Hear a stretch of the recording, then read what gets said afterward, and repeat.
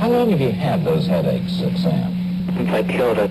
El asesino del Zodíaco es el nombre que se le dio a la persona que ves en pantalla, un criminal que en los años 60 y 70 torturó y mató a más de 30 personas en California. Decoró las portadas de los diarios más famosos del lugar con cartas que él mismo enviaba diciendo cómo y cuándo iba a cometer sus crímenes. Una mente brillante y retorcida que nunca pudo ser capturada hasta el año 2023, a solo unos meses de grabar este video. El caso que vamos a ver hoy es tan de película que en base a él se han creado libros, series de televisión, videojuegos, su propia película y un montón de otras cosas más que seguro no sabías, y en este video vamos a ver todas y cada una de ellas. Vamos. Era el día 20 de diciembre del año 1968 en el estado de California en Estados Unidos. Betty Lou Jensen, de 16 años de edad, y David Faraday, de 17, disfrutaron de su primera cita en la ciudad de Benicia del mismo estado. Cerca de las 22 horas, estacionaron su coche en un cruce del lago Herman para pasar el rato. Unos minutos más tarde, y sin previo aviso, un coche desconocido estacionaría en el lugar junto a ellos. De este coche, bajaría una persona extraña con un arma en la mano. ¿Quién?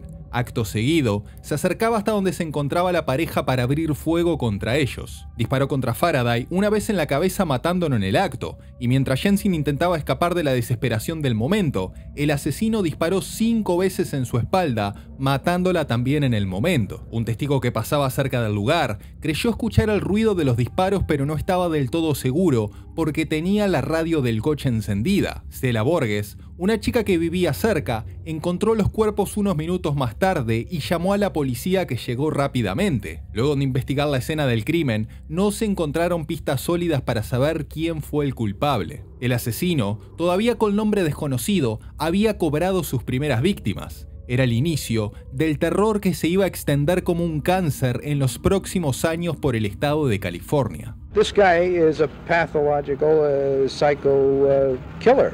There's no doubt about it. 6 meses más tarde, la madrugada del 4 de julio, Michael McGough y Darlene Ferrin se encontraban en el coche de ella estacionados en el campo de golf de Blue Rock Springs, aproximadamente a unos 6 kilómetros de distancia del anterior asesinato. La pareja se encontraba dentro del coche cuando el asesino estacionó cerca de ellos. Estuvo ahí unos segundos en silencio y luego se marchó, para 10 minutos más tarde regresar y estacionar justo detrás de ellos para dejarlos sin escapatoria. Con un arma calibre 9 milímetros en la mano, bajó caminando hacia el coche lentamente, donde se encontraba la pareja mientras los encandilaba con una linterna. Disparó a sangre fría contra los dos, hiriéndolos gravemente, y se dio a la fuga. Darlene fue declarada muerta en el hospital, pero Michael logró sobrevivir para contar la historia, a pesar de tener varios disparos en el cuello, el pecho y la cara. Unas horas más tarde, puntualmente a las 12:40 de la madrugada del 5 de julio, una llamada anónima llegó al departamento de policía de Vallejo. Una voz de hombre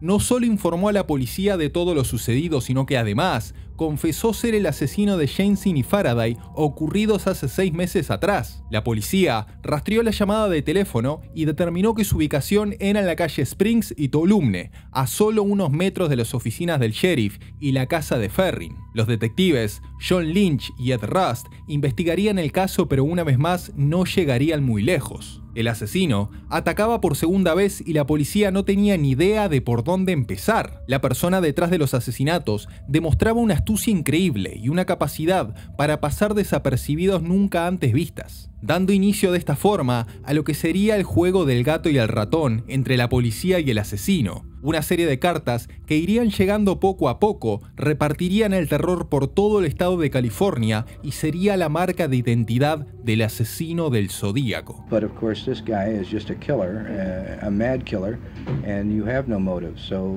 it makes it a little bit harder for us to track him down. El 1 de agosto de 1969 llegarían 3 cartas escritas por el asesino a los diarios del Vallejo, Times Herald, el San Francisco Chronicles y el San Francisco Examiner. En ellas se reconocían los crímenes que te comenté hace unos minutos y se veía también un criptograma de 408 caracteres que escondía un mensaje oculto como el que ves en pantalla. Junto a él también se podía apreciar un círculo con una cruz en el centro, similar a la mira de un arma, marca que sería la firma que utilizaría este asesino de ahora en adelante. Luego de varios esfuerzos, una semana más tarde, el acertijo logró descifrarse y el mensaje era el siguiente: Me gusta matar gente porque es mucho más divertido que matar animales salvajes en el bosque, porque el hombre es el animal más peligroso de todos. Matar algo es la experiencia más excitante, es aún mejor que acostarse con una chica. Lo mejor de esto es que, cuando me muera, renaceré en el paraíso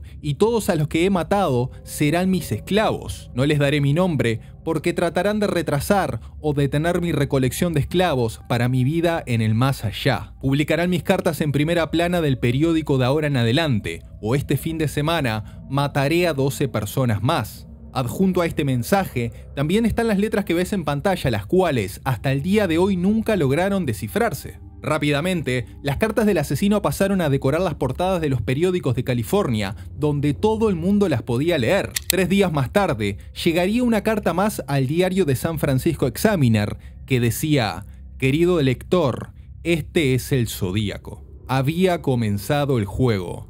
Un juego que este asesino, demostrando una inteligencia sobrehumana, una frialdad absoluta y una precisión letal, sabía jugar perfectamente. El día 27 de septiembre, Brian Hartnell y Cecilia Shepard se encontraban merendando a las orillas del lago Barriesa. Sin embargo, un hombre vestido con una capucha de verdugo negra, con gafas de sol y un babero en el pecho con la firma del asesino, se acercó lentamente. Con una pistola calibre 45 en la mano, Zodíaco les dijo que era un fugitivo de la cárcel de Lodge, Montana, en donde había matado a un guardia de seguridad y robó un coche para darse a la fuga. Les explicó que necesitaba su vehículo para escapar a México. Le dio unas cuerdas de plástico a Cecilia y le pidió que amarre a Brian antes de ser atada ella misma. Acto seguido, sacó un cuchillo y los apuñaló a los dos. Los dejó tirados en el suelo y se fue caminando hasta el auto de Hartnell. Ya en la puerta del mismo, dejaría su firma y el mensaje que ves en pantalla. A las 7:40 p.m. llamó a la oficina del encargado de Napa desde un teléfono público para denunciar su asesinato. Los policías llegaron rápidamente donde detectaron la llamada y, para su sorpresa, lograron encontrar huellas dactilares frescas en el tubo de la cabina de teléfono. Desgraciadamente, no coincidían con las de ningún sospechoso. Mientras tanto, luego de escuchar unos gritos de desesperación, un hombre con su hijo que estaban pescando cerca llegaron al lugar donde se encontraban las víctimas. Rápidamente, llamaron a la policía, quien no demoró en llegar. I've had 11 years patrolling this lake, and I've seen a lot of people cut up by boat accidents and this, but this is one of the worst things I ever witnessed, for no reason at all. Just a hooded man came up with a pistol drawn on him, tied him up, and then told him he had to kill him. So Hartnell logró sobrevivir para describir lo sucedido a los oficiales, pero mientras la trasladaban al hospital, Cecilia entró en coma del cual nunca se despertaría, muriendo 2 días más tarde. A las narices de todos, el Zodíaco se escapaba una vez más. No solo eso, sino que además dejaba su firma en el coche de Hartnell y reportaba su propio asesinato con una llamada telefónica como la vez anterior, y la cosa no iba a ser más que ir empeorando. I considered him a robber. I had absolutely no thought. Did he seem as though he would like your help at all? No, he didn't, and he didn't even end up taking the money. Un mes más tarde, el día 11 de octubre en las calles de Mason y Geray, un hombre se subió al taxi de Paul Stein. Luego de indicar la dirección del viaje y llegar al destino, el hombre le disparó por la espalda con una pistola 9 milímetros en la cabeza, matando a Paul en el acto. Tomó las llaves de su coche, su cartera y también se llevó la camisa del conductor, la cual sería utilizada más adelante. Unos adolescentes que estaban cerca fueron testigos de lo ocurrido y llamaron a la policía, quien llegaría al lugar momentos más tarde. Y es en ese momento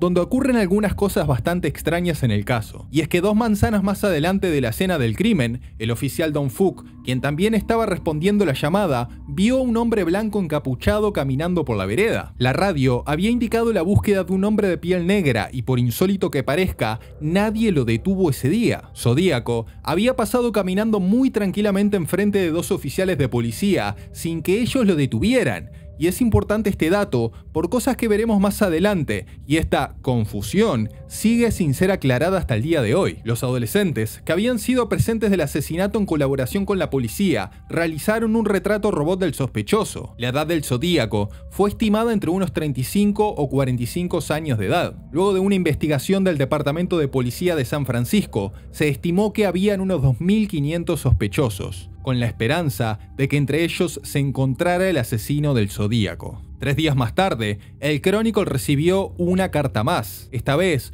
con un trozo de la camisa del taxista asesinado, Paul Stine, y una amenaza de que iba a fusilar a los niños de una escuela del lugar, lo cual desataría una paranoia colectiva en California. El 20 de octubre a las 2 a.m., el Zodíaco llamó a la policía de Oakland, exigiendo que alguno de los dos abogados, Lee Bailey o Melvin Belli, apareciesen en el show de la televisión de Jim Dunbar por la mañana. Belli se presentó al programa y ocurrió lo que vas a ver a continuación. Talk to us. Just tell us what's going on inside you right now, Sam, please. I have headache. Right. How long have you had those headaches, Sam? Been a long time? Since I killed a kid. Well, was it before December that you had the headaches? Yes. Were you in service that you might have had an injury in service? Did you ever fall out of a tree or downstairs? Were you ever unconscious? I don't know. You don't remember. Does aspirin do you any good? No. Doesn't do any good. Luego de esto, el abogado mantuvo una conversación con Sam fuera de cámaras. En esa charla, llegaron al acuerdo de verse en el techo del Hotel Fairmont. Belli aceptó, pero obviamente Sam nunca se presentaría al lugar. Sin embargo, los oficiales que escucharon la voz del Zodíaco anteriormente en alguna oportunidad determinaron que la llamada era falsa. Alguien troleando, quizás. El Zodíaco tenía aliados. La llamada fue rastreada y se determinó que Sam, la persona al otro lado del teléfono, era un enfermo mental del hospital de Napa y hasta el día de hoy no sabemos con seguridad quién era esta persona. Dos cartas más iban a llegar el día 8 y 9 de noviembre de 1969. La primera contenía un criptograma que fue descifrado recién el 5 de diciembre del 2020 y el mensaje era el siguiente: espero que se estén divirtiendo mucho en tratar de atraparme. Ese no era yo en el programa de televisión, lo cual trae a colación algo sobre mí. No tengo miedo a la cámara de gas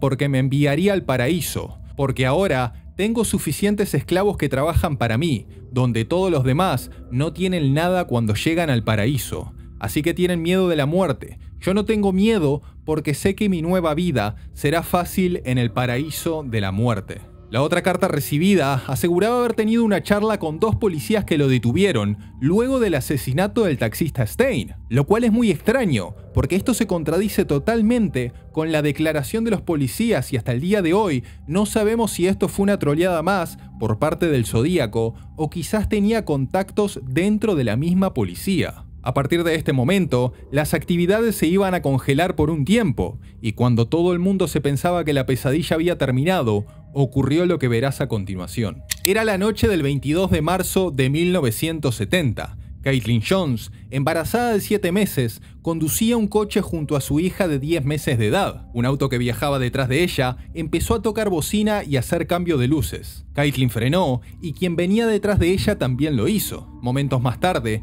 un extraño se bajaría del coche para acercarse lentamente hasta donde estaba estacionada Caitlin. Era el Zodíaco. Le dijo que su neumático trasero estaba flojo y se ofreció a ajustarlo. Lo que no sabía Caitlin era que en verdad las intenciones del Zodíaco eran aflojar las ruedas del auto. Luego de terminar con el trabajo, Caitlin arrancó su coche y la rueda se soltó por completo del mismo, ocasionando que este no pueda continuar en marcha. Detuvo el auto y el Zodíaco se ofreció para llevarlas hasta la gasolinera más cercana por ayuda, a lo cual Caitlin aceptó y se subió al auto con su hija justo al lado del asesino. Zodíaco obviamente no cumplió con su promesa y pasó de largo varias estaciones de servicio. La tensión en el aire se podía cortar con un cuchillo. Cuando ella preguntó por qué no se detenía, eludió la pregunta. Kilómetros más adelante, frenó su coche donde Caitlin vio la oportunidad de saltar y salir corriendo hacia el medio del campo donde se ocultó con su hija. Zodíaco bajó a buscarlas, pero un camionero que pasaba por el lugar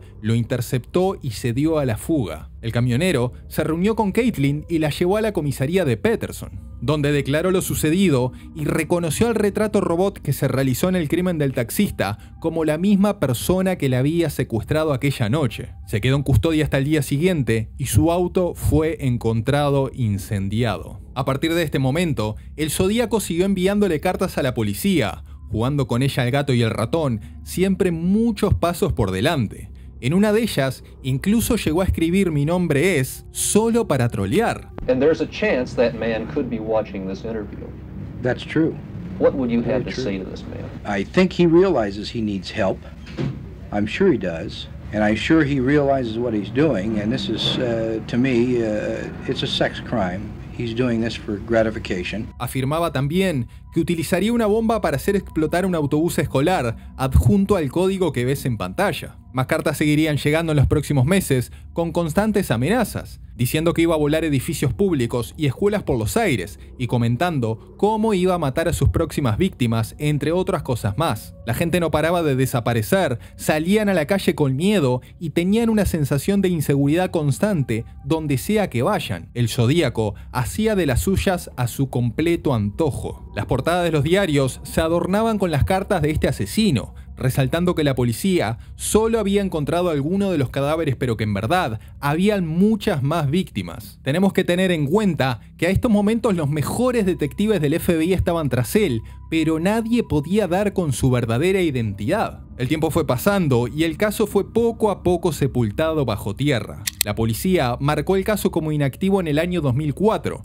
pero debido a la presión, en el año 2007 volverían a tomar cartas en el asunto. Aunque muchas personas fueron sospechosas de ser el asesino del Zodíaco, solamente una fue investigada seriamente y se pensaba que era el culpable. Su nombre, Arthur Leigh Allen. En junio del año 1971, un amigo de Allen lo denunció a la policía de San Francisco por sospechas de que podría ser el asesino. En medio de la interrogación y sin que nadie se lo preguntara, Allen declaró que los cuchillos ensangrentados que tenía en su coche el día del ataque doble en el lago Barriesa los había utilizado para matar pollos. Esto hizo sospechar mucho a la policía de que Allen había tenido algo que ver en los asesinatos, lo cual llevó a investigarlo en 3 oportunidades más. La última de estas oportunidades fue el día 28 de agosto de 1992, 2 días después de la muerte de Allen. A pesar de que en contexto, Allen podría ser el asesino del Zodíaco, la realidad es que no existía una evidencia física para probar que así era. La escritura de Allen no coincidía con la del asesino en cuestión y sus huellas tampoco encajaban. Muchos años más tarde, se obtuvo una prueba de ADN de las cartas que el Zodíaco enviaba y tampoco coincidían con las de Allen, descartando de esta forma que él fuera el asesino. En todo ese tiempo, aproximadamente 8 personas fueron sospechosas de ser el asesino del Zodíaco, pero todo quedó absolutamente en nada. Ya derrotados, la policía no sabía qué más hacer. El Zodíaco hizo todo lo que quiso y se escapó con la suya, pero sin embargo, había una luz al final del túnel. Porque hace tan solo 2 años atrás, al momento de grabar este video, el día 5 de octubre del 2021, eso estaba por cambiar, gracias a un grupo de investigadores privados llamado los Case Breakers. Compuesto por varios investigadores y reporteros, afirmaban con certeza haber llegado al fondo del asunto. Luego de poner toda su evidencia sobre la mesa y mostrárselos al FBI, demostraron que el asesino del Zodíaco estaba estrechamente conectado con un hombre llamado Gary Francis Poste. Gary nació en el año 1938 en una familia cristiana en Groveland, California. Su padre se llamaba Glenn Poste y trabajaba en una empresa de la cual no sabemos demasiado. Su madre, por otra parte, Elva Marison Robinson Poste, era católica y se dedicaba a los trabajos domésticos. Gary, por aquella época, tenía 2 hermanos de los cuales no sabemos nada. Lo que sí sabemos de él por parte de los vecinos es que Gary pasaba gran parte de su tiempo libre con hermanos y primos a los cuales disfrutaba maltratar. Estudió en la universidad del lugar, donde solía participar en eventos de pintura y dibujo. Y recordemos que si Gary es el asesino del Zodíaco, esto explicaría el arte de las cartas que enviaba. No sabemos la fecha exacta, pero en una temprana edad se uniría a las fuerzas aéreas. En los años 1970 se casó con Mary Poste y tendrían un hijo de nombre desconocido. Sin embargo, Gary comenzaría a mostrar conductas agresivas hacia su mujer cuando, textuales palabras, le cocinaba mal, hasta el punto de golpearla. Su nuera Michael reveló que Gary no era una buena persona. Cuando tenía 20 años, sufrió un accidente mientras andaba en un jeep militar de acompañante en la estación de la Fuerza Aérea de radares cerca de Rockville. Luego de un despiste del conductor, terminaron chocando contra la pared de un túnel, provocando la muerte del chofer del jeep y graves heridas para Poste, quien sería trasladado al hospital con daños cerebrales, donde luego de unos análisis determinaron que todos sus dientes tenían que ser removidos y le quedaría de por vida una cicatriz característica en la frente, cicatriz la cual podemos ver en el retrato robot del asesino del Zodíaco. Luego de su recuperación, Poste fue delegado a una base de radares en Greenland, conocida como una de las bases más solitarias del mundo. En esta base, Poste se encargaría de enseñarle a un grupo de jóvenes cómo fabricar bombas de tubo como las que ves en pantalla, mostrando también que Gary tenía experiencia fabricando explosivos. Luego de su paso por el ejército, dedicaría décadas de su vida trabajando como pintor. En el año 2016, sería arrestado por violencia doméstica luego de empujar a su mujer por las escaleras. A partir de este día, quedaría registrado en el FBI como sospechoso de los asesinatos cometidos por el Zodíaco. Pero según declaró el FBI, por un tema accidental, nunca se analizaría su ADN correctamente. Lo llevaron a la cárcel de Tuolumne y luego de un juicio lo internaron en el Hospital Estatal de California, debido a problemas mentales que no le permitían ser encarcelado. Murió el día 23 de agosto del 2018 en su casa de Manteca, California. Su muerte es atribuida a un shock séptico debido a una infección que se habría salido de control, sin mencionar que sufría de problemas de demencia. Antes de morir, Gary habría repartido su arsenal entre diferentes personas, incluido pistolas, pólvora, balas, cartuchos de escopetas y un montón de otras cosas más. Varias de las huellas de bota que se encontraban en la escena del crimen encajaban perfectamente con las que usaba Gary cuando estaba en servicio. Un reciente análisis de ADN que realizó el FBI comparando las cartas del Zodíaco con Poste demostraron una gran coincidencia entre ambos, confirmando casi en su totalidad que Gary Francis Poste fue el asesino del Zodíaco. Los eventos del Zodíaco inspiraron un montón de películas, libros e incluso videojuegos, como por ejemplo Harry el Sucio, El Exorcista, Manhunt 2 y The Binding of Isaac, entre un montón de otras cosas más. Incluso hay una película dedicada al caso que se llama Zodiac, película que vi antes de hacer este video y te recomiendo ya que es muy fiel al caso real. Pero sin dudas, una de las cartas más estremecedoras del Zodíaco es una que declaró haber asesinado a más de 37 personas, aunque oficialmente se le reconocen tan solo 5 asesinatos. Espero que este video te haya ayudado a entender por qué es tan importante el caso del asesino del Zodíaco en la historia de la criminalística de Estados Unidos. Es un caso literalmente de película, está resumido en un video de alrededor de unos 20 minutos.